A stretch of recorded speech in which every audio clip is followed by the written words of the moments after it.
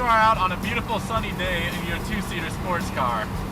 The sun is out, everything is looking great, there are no other cars on the road, but then you realize what kind of car you're driving.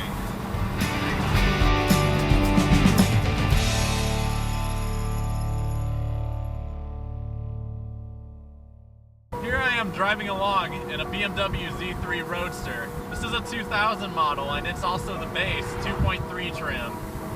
This has a 2.5 liter straight 6 engine producing 170 horsepower and 181 pound-feet of torque. Now that isn't a lot of power or torque, but it still is peppy.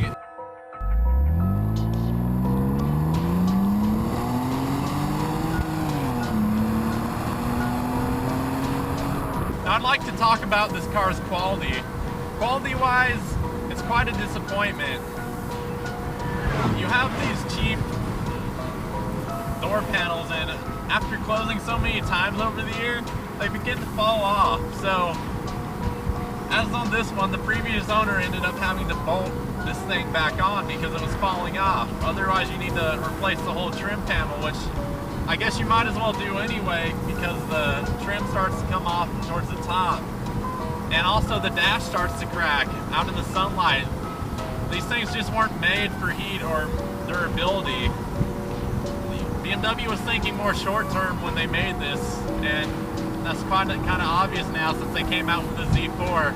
It's a much better car quality-wise, and they did make great improvements, but as far as this goes by comparison, it's just a disappointment.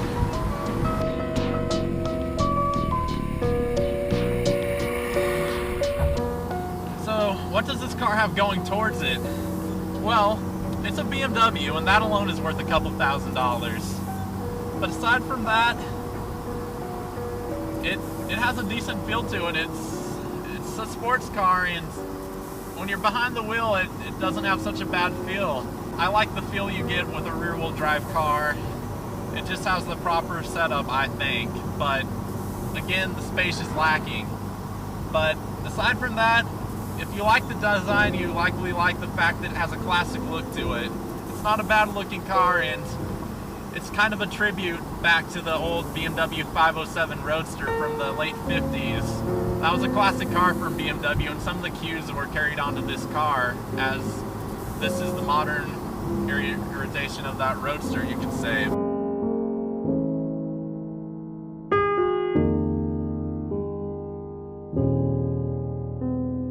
BMW is really supposed to epitomize the greatness of quality, comfort, and driving enjoyment, and this one doesn't quite meet that standard. It's not a bad car, don't get me wrong, it's just the quality is lacking, and as far as space goes, it is a sports car, but it's just lacking in space. It could be better, I think.